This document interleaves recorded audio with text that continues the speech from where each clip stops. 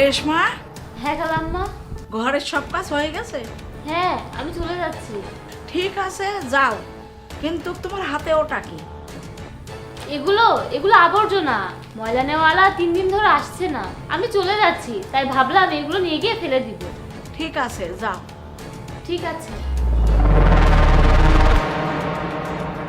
Sir, আপনি এসেছেন?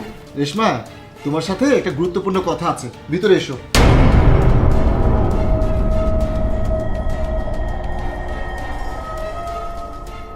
দয়া করে এখন তাড়াতাড়ি বলুন স্যার, কি কথা? মা, একটা সুখবর আছে। আমার প্রমোশন হয়েছে। আমার বেতন 60,000 থেকে বেড়ে 1,00,000 টাকা হয়েছে। এটা খুবই আনন্দের কথা বাবা। হ্যাঁ মা, আর রেশমা, এটা তোমার জন্যও খুশির খবর, কারণ তোমার বেতন 10,000 টাকা থেকে বেড়ে 15,000 টাকা করা হয়েছে। 15,000 টাকা? অনেক ভালো স্যার, কিন্তু কেন? তুমি কি খুশি হওনি?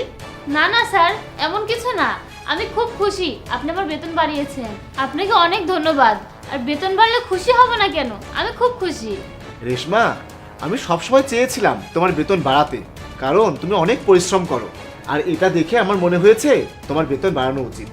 আপনাকে অনেক ধন্যবাদ স্যার, আমাকে এতটা সাহায্য করার জন্য। কিন্তু স্যার, আমি একটা কথা বলতে চাই। হ্যাঁ হ্যাঁ, বলো। আমি এই কথাটা আপনাকে কিভাবে যে বলবো স্যার, আসলে আমি একটা চোর। তুমি চুরি করেছো? খালাম্মা, আপনি আমাকে জিজ্ঞাসা করতেন না বাসার চাল ডাল এগুলো এত তাড়াতাড়ি ফুরিয়ে যায় কিভাবে? আসলে ওইগুলো আমিই চুরি করতাম। আমি এটাই তো ভাবি, 1 মাসের বাজার আমার 15 দিনে কিভাবে শেষ হয়ে যায়। সেগুলো আপনি চুরি করতেন? একটা কথা বলবেন, এত সুন্দর করে চুরি করলেন কিভাবে? খালাম্মা, আপনার মনে আছে আমি প্রতিদিন আবর্জনা ফেলতে যাই, আর আমি সেই আবর্জনার ব্যাগে এসব জিনিসপত্রগুলো নিয়ে যাই। আচ্ছা রেশমা, তোমার এগুলো দরকার, তুমি আমাদের কাছে চাইতে পারতে। তুমি চুরি করতে গেলে কেন? স্যার, আমি যে কলোনিতে থাকি, সেই কলোনির আমার একটা প্রতিবেশী গ্রামে যাওয়ার সময় বাস দুর্ঘটনায় মারা গেছে, আর তাদের ছোট ছোট 3টা বাচ্চাও আছে। তারা 3জনই এতিম হয়ে গেছে। এখন কে তাদের প্রতিপালনের দায়িত্ব নেবে? তাই আমি ভেবেছিলাম যে আমি তাদের বড় করব, আমি তাদের খাওয়াবো। আমি সিদ্ধান্ত নিয়েছিলাম যে আমি এই 3 সন্তানকে মানুষ করে তুলবো। আর আমি আপনাদের দুজনের সম্পর্কে জানতাম না যে আপনারা এত ভালো। আমি ভেবেছিলাম আমি বাসা থেকে যদি এগুলো সামান্য করে নিতে থাকি তাহলে কেউ বুঝতে পারবে না। আপনারা আমাকে ক্ষমা করে দেন, আমি অজান্তে এই ভুল করে ফেলেছি। দয়া করে আমাকে ক্ষমা করে দিন। কোনো সমস্যা নেই রেশমা, এটা আমরা আগেই জানতাম। আর আমি কোনো প্রমোশন পাইনি, এটা আমাদের প্ল্যান ছিল। আমি আর আম্মা মিলেই এই পরিকল্পনাটা করেছিলাম, কারণ আমি তোমার মুখ থেকেই সব সত্যটা শুনতে চেয়েছিলাম। সেদিন রবি তোমাকে গেটে ধরেছিল, তোমার মনে আছে? আরে রবি, সবসময় ফোনে কি করো? কোনোদিন কোনো কিছু চুরি হয়ে গেলে মালিক কিন্তু তোমাকে ছাড়বে না।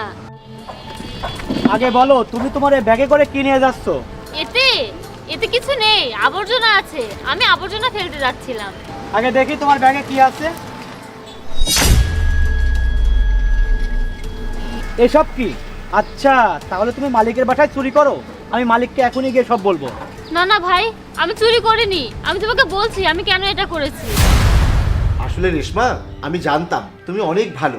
আমি বিশ্বাসই করতে পারি না এই দুনিয়াতে এত ভালো মানুষ আছে যারা তাদের কাজ সততার সাথে করে। আর তুমি যে কাজটা করছো সেটা তো নিঃসন্দেহে অতুলনীয়। রেশমা, তোমাকে আর চুরি করতে হবে না। তোমার যা কিছু লাগে আমরা তোমাকে দেব। ঠিক আছে sir.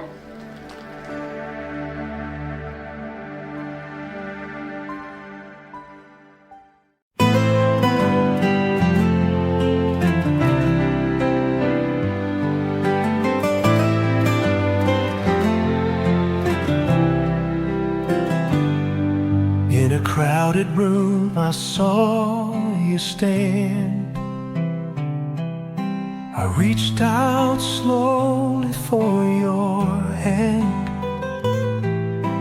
Stars above began to shine. Knew then you would be mine. Through the night we danced so close. Whispers soft like morning's prose. Heartbeats tangled in delight. Never felt a love so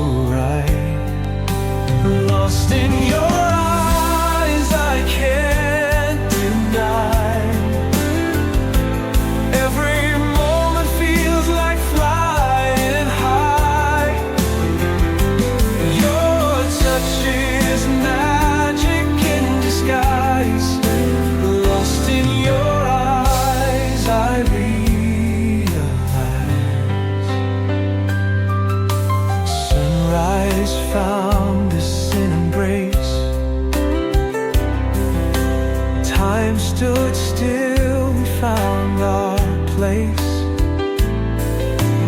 Journeys end and souls begin. Life now shared